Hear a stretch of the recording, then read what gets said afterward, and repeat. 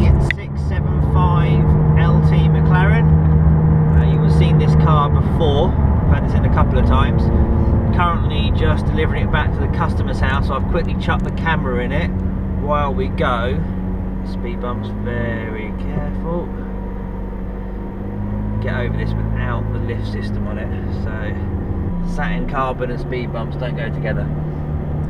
So at least you I'll go for a bit of a better drive on it. It's a shame the weather's rubbish. I've driven this a few times now since the other video, and there's a standard thing that I get asked all the time, is what do I think of it? I get a response I get told off by most people that I know. What's it doing? Flashing a green light at me. So lights flash and stuff, it's not my car, I'm not entirely sure what they're doing, but we're alright. It was just telling me we're on normal power terrain and telling me the oil temperatures are on cold, so we're just tootling along. Yeah, so people ask me what I think of this Mclaren and McLarens in general. Technically, they are amazing. They are a brilliant car. I understand why people have them. You can get in it, you can drive it along, jump in it, do as you please. It's easy, it starts. The gearbox is phenomenal. It's without doubt the best auto-esque type gearbox I've ever driven. It's a hard one to explain. I'm a car person, I like stupid things. I'm not a super car person, as I've always said through all of this. I like cars, I enjoy cars, I'm car bonkers. I've never been a supercar person, but I appreciate them. Since I've had this business, in the last year I've got to drive, and I've been lucky to drive a lot of the cars. And this is an excellent car. In every way it's an excellent car. It really is phenomenal. It handles well, it drives well, the gearbox is amazing, it's comfortable. There's something about it that just doesn't make me want it. I don't sit here and think, right, how am I going to adjust my life to afford this? I drove the GT3. Yes, people go, oh, because you're a Porsche person. I'm not a Porsche person. I have a few of them, but, and I do like them, I am a Porsche fan. If it was my money, then yeah, I probably would end up buying more than likely a Porsche, but there is something to be said about a lot of the other cars, and this just doesn't excite me. I don't know, maybe I want something that's a bit more leery, a bit more rattly, a bit more stupid, a bit noisier. I don't know. You know, like now there is so many people that sit and stare at you in this thing, and I suppose my life isn't about people staring at me. I find it a bit odd, and there's just everywhere I go, there's literally not now people are staring at you.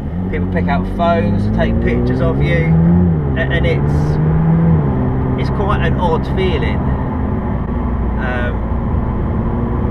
But I don't get out of this and think, right, how do I adjust my life to afford this car?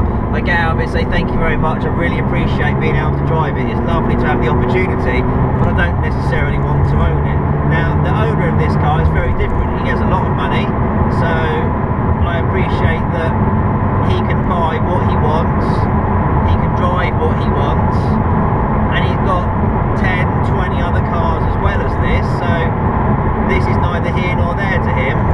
But for me it'd be a singular purchase, which I don't have the money for in the first place anyway, and I don't think I'd buy this if it's a singular purchase.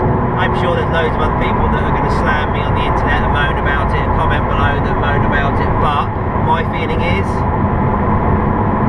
I think it's just almost too good. I think it's too refined. I just like things that are a bit more stupid, and I imagine some of the more hardcore versions, bear in mind this is a hardcore version, I've not driven a 650, we've had a 650 in but I never drove it, so I would imagine that if this is the hardcore version, I find this a bit soft and namby-pamby. I imagine that I like the finish of the air vent. Don't get me wrong, this is a phenomenal car, everything about it is excellent. It just doesn't set my world on fire. It almost annoys me that it doesn't.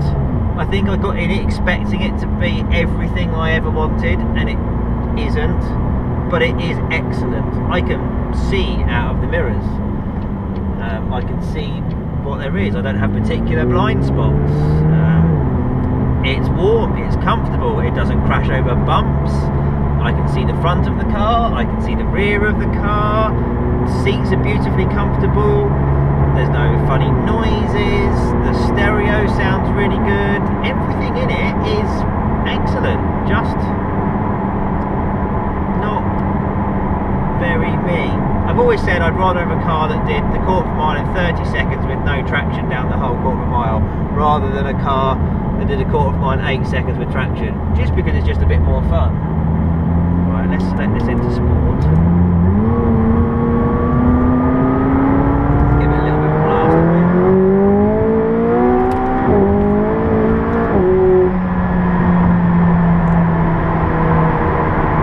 With a little tiny bit of snip on traction control as it comes on, and yeah, it is excellent. The turning's amazing, the handle's amazing, everything I say about it is amazing.